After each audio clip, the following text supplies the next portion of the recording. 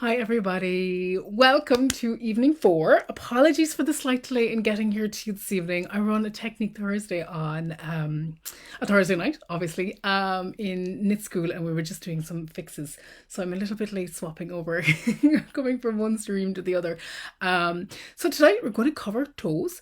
So we're going to do the shaping of the toes, and then I'm going to show you how to graft them. Now, in the original timetable, I had the grafting in for Friday night, but I'm going to do them Thursday and Friday because I think it's something that is nice to see twice. It has a really bad reputation, but I really like it because it gives things a really nice finish. So it's really worth knowing how to do. So the first thing we're going to do is we're going to shape our toe, which is actually quite straightforward. But the most important thing when you're shaping your toe is to make sure it's in the right place. And I'm going to show you why the decorative sock and a regular sock are different. And then I'm going to show you how to make sure that you've placed your decorative toe correctly, using some stitch markers, which you've probably in already, but I do not.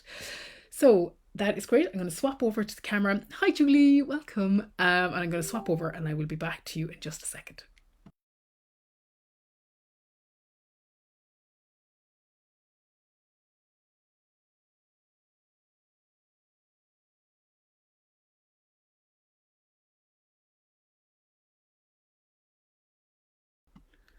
Now, back again. Apologies. I am still taking things away from the fixing things. So, with the toes, let me show you a regular toe on a sock. We talked a little bit about this yesterday.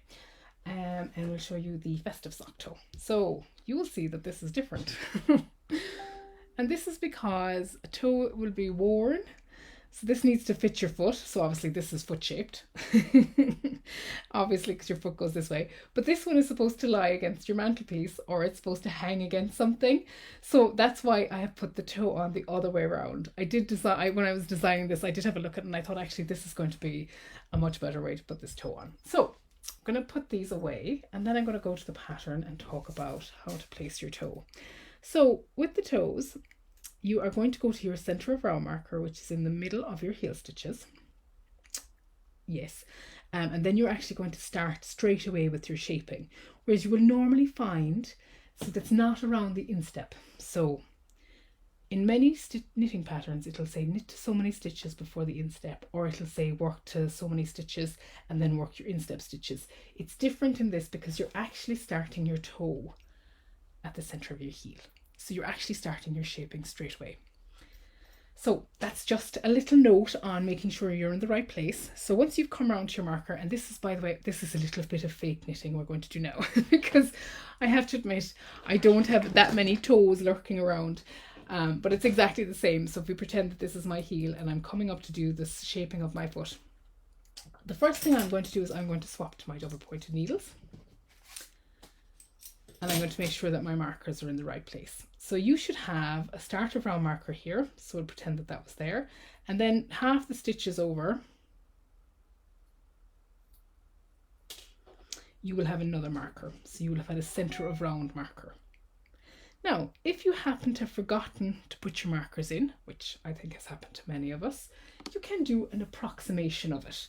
So if you have forgotten where your markers were, take your sock and go straight down along here, and you'll see the bars of stitches, the V's of your stitches, these ones, the little V's, they're your stitches.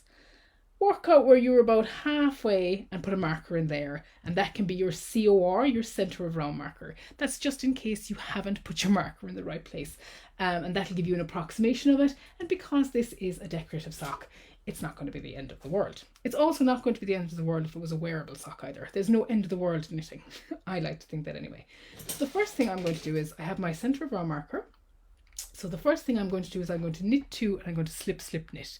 So I'm going to show you how to do that. But as I go, I'm going to change to my double pointed needles as well.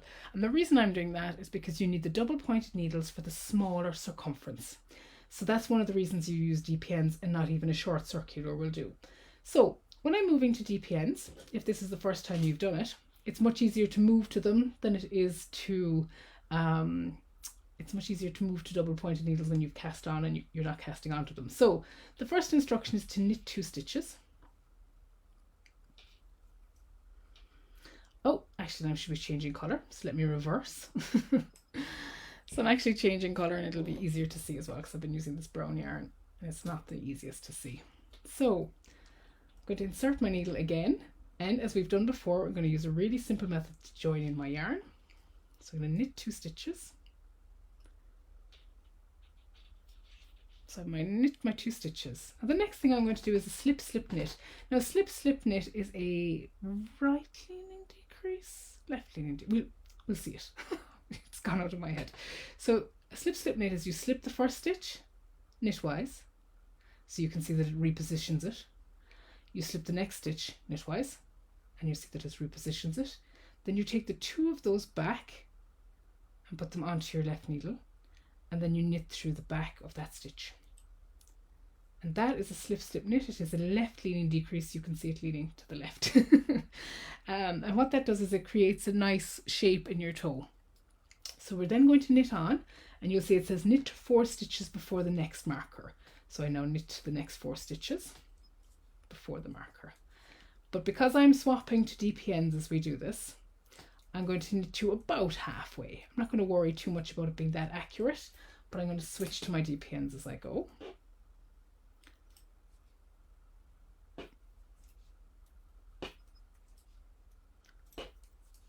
And then I'm going to, so I have my marker here, and I have 2 stitches, 4 stitches, and it said 4 stitches before, so I have to knit another 1. And then I need to knit 2 together. So knit 2 together, if you haven't seen one before, is where you take your needle and you insert it into the 2 stitches. So it's the next 2 stitches on your left needle through the front bars of those, and you knit those 2 stitches together. And that's a knit 2 together. And that is a right leaning decrease. You can see that that leans to the right. And that's what gives your toe a really nice shape. To be fair, it wouldn't really matter if you used any kind of, if you wanted to use 2 togethers all the time because you're really familiar with them, it'll just look a slightly different shape to the toe.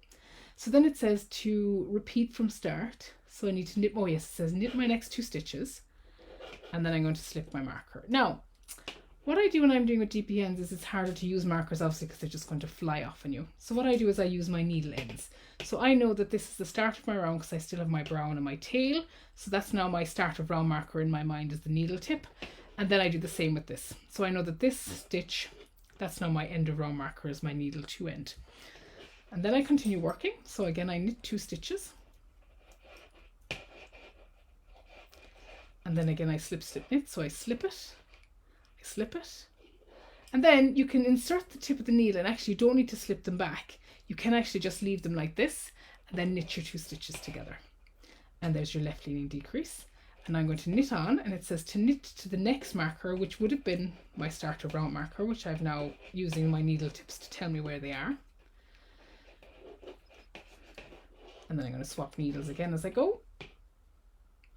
So if you've already been working on DPNs, you don't need to be doing this, but if you are moving, if you're using the kit and you're working from DPNs, you will need to swap them. At this point, it's quite a good time to swap them. So I have my 1, 2, 3, 4 stitches before my marker, so I need 2 more. Apologies for the dragging on that one. And then I'm going to knit the 2 of those together again. So into the 2 front loops, knit those together, and then you knit your next 2 stitches. And then I'm going to get rid of that noisy cable, which is very good. So I now have started my decrease, and you can actually see them. So there's my decrease there and my decrease here. And you are now ready to, and your 2 decreases that match them on the other side. So we're now going to keep going, and I'm going to show you, I'm going to knit a plain round, and then I'm going to show you another decrease round, and then I'm going to show you what happens later. So you'll be following the pattern. So the first part of the toe, you work rounds 1 and 2 3 times. You do 6 rounds in total. So I'll do 3 decreasing rounds and 3 knit rounds. So it'll be decrease, knit round, decrease, knit round, decrease, knit round. And then at the end, you work the decrease round 6 times on its own. And what that does is that takes in, it makes it a sharper turn towards the end. So it rounds your toe in more quickly. And this is quite a common toe shape for regular socks. But you'll also find other toes where like you might decrease way into like maybe 8 stitches at the end, and then you just pull your yarn through. So there's different ways of doing toes and socks as well. So there's lots of different ways. This is quite a common toe shape that we're doing this time. So I'm now back to the start of my round, marked by my tail, which is quite handy. I now pick up my last of my DPNs. So my 5th DPN, my working one, and I'm off again. So this time I'm going to be knitting a plain round. So you'll have to bear with me while we do this. I'm going to show you a little tip that is really useful. So sometimes when you do a slip slip knit, if I knit into the front of the stitch, it kind of twists it and it doesn't look as pretty. But if you knit into the back of that stitch, so knitting into the back of a stitch means you go around to the back loop, just insert your needle as if you were going to knit it. So normally I would knit this way, this time I knit this way, and I knit that stitch. And what that does is it means it leans a little bit more correctly to the left. Only very, very fractional, but it is there. It makes a slight difference. And particularly when you're working, you really want it to look really perfect if you're knitting hand knit socks. So that's just a little tiny tip. So now I'm just going to keep working all the way back around because you knit a plain round. So this is just an ordinary stocking stitch round. Now if anybody has any questions, please just let me know. Shaping a toe is very like shaping pretty much anything else though. The only thing that might be a little bit new for you this time is using the DPNs. And with DPNs, a useful tip if it's the first time you've used them is to use bamboo needles, which is why the kits came with bamboo. So again, now I'm going to knit my 2 and remember my back stitch. So I'm going to knit to the back of that. What I do with DPNs is I tend to just ignore the 3 DPNs that are on the needles and I keep knitting.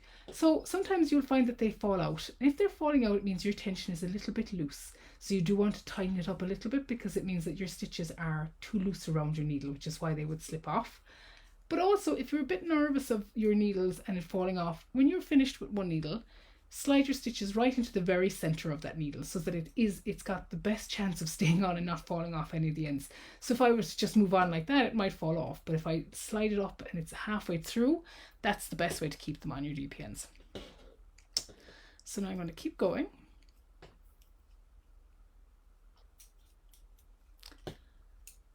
And I'm going to finish this row.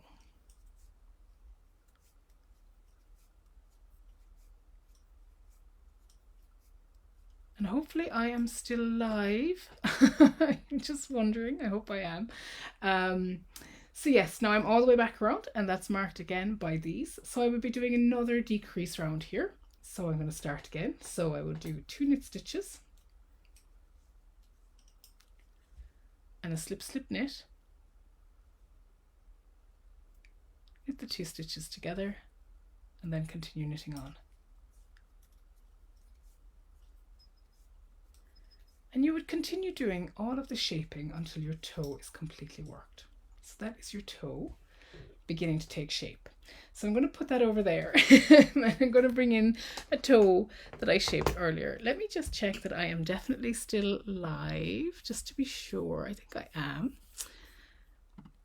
If you are with me at the moment, you might let me know because I'm just watching one of the videos. There's a little pause on it. So once you've done all of your shaping, this is kind of what you're going to get, which is super cute. It's a super cute toe. And the way you want to do this then, the next thing you're going to be doing is you're going to be bringing these stitches together. And this is called Kitchener stitch. And oh, thank you, Fiona. Thank you so much. That's really good. I'm so glad. So what you want to do is you're going to graft these together. It's called Kitchener stitch. And it is called, now it has a bad reputation, but I do like it. It's really pretty. So what you want to do is you want to make sure you have enough yarn to complete it about 4 times the length of what you're casting off, but I would always give yourself a little bit of extra. So not too much, but not too little. You don't want to run out. Running out when you're grafting is not one of life's fun things. So I've cut my tail and I now have my stitches like this. The first thing you want to do is you do not want to graft from 4 needles. So you want to slide back and it's this piece facing this piece. So it's kind of the stitches on one side go against the other.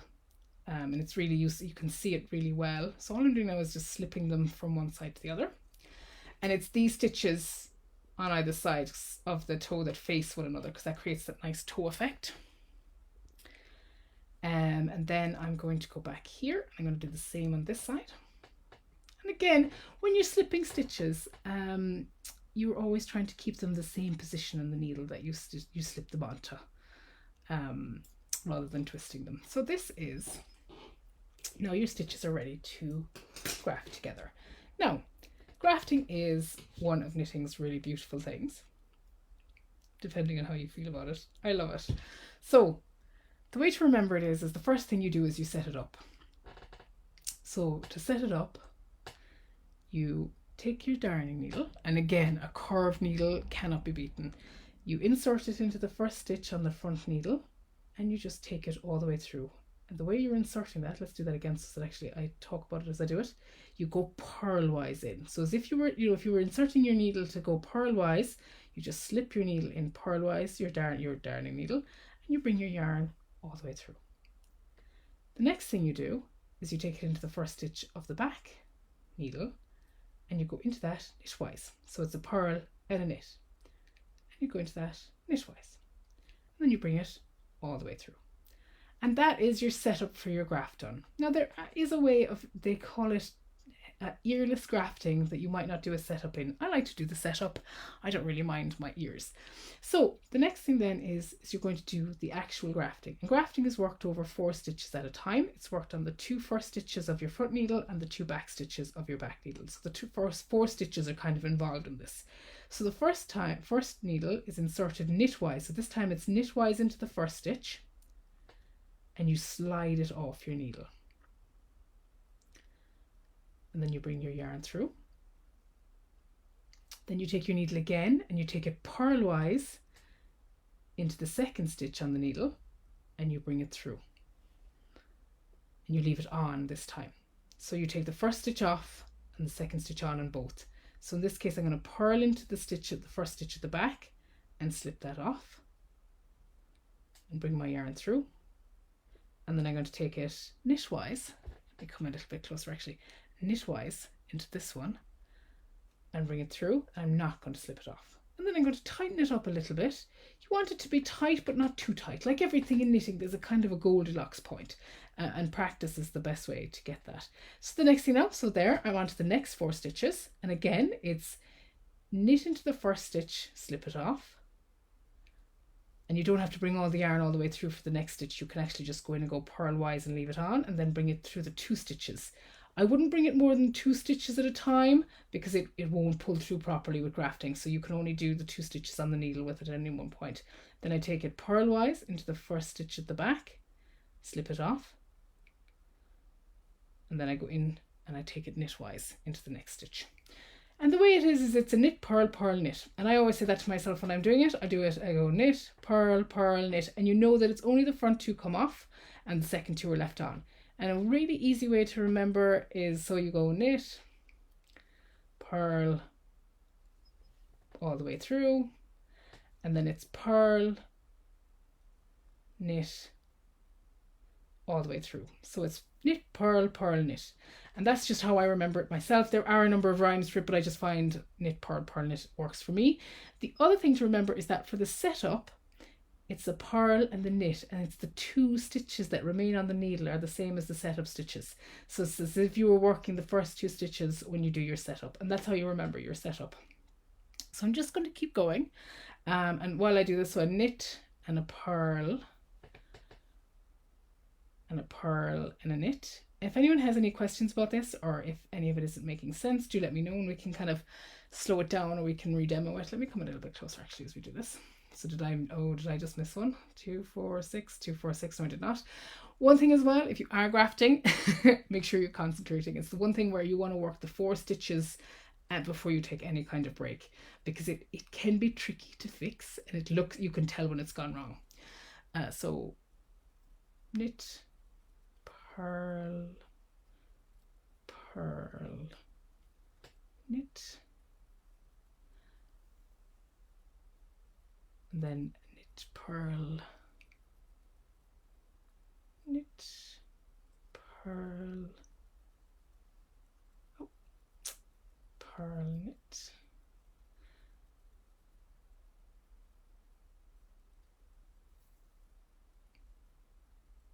and it's a bit mesmerizing actually. I do love a bit of grafting. And it's a really useful thing to be able to do, because you can graft all sorts of things together. So not just sock toes. And I'm going to go wrong now if I do too much talking, so we'll finish this one off. A really neat use of it is if you were doing a scarf where you want the ends to match. So say you wanted to put a frill on both ends, but you can only do it in one direction, you can knit both halves of the scarf and then graft the live stitches together on both sides. It's a really neat thing, because what you're actually doing is you're creating a fake row between your stitches. So that's what the knit purl knit is actually doing. It's creating a row of stitches between the stitches on your needle, and I'll show you that in a second. So coming up to the last one, so I knit, purl, purl, knit,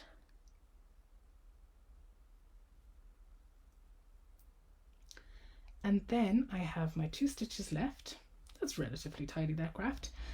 I just knit, off, through, purl, through, needles away, slowly through, and then what I do is, to avoid the ear, I go right in underneath the stitch and you just make it disappear. And that is how you do a graft. It's a little bit sticking out there, and you know what, when you have a little bit of knitting sticking out that you don't want, just poke it into the knitting. Sorry. Yeah, yes, actually, you know what, that is my recommended method. And if we pull out the graft a little bit then, so it's really, grafting is just such a really beautiful thing. This is my graft, and you can actually see that it has created a row of stitches between my 2 stitches, which is why grafting is such a neat technique. And I could have those a little bit tighter as well to make them exactly the same tension, but you can see how that works with the grafting of a toe. So I'm going to do that again tomorrow night as well, and if anyone has any questions, if you needed a little bit of practice or anything, do come back. So we're going to do that again tomorrow night, and then we're going to do I-cords. I-cords are one of knitting's super, sorry, I love things like this. I'm going to swap across, and I will be back to you in just a second.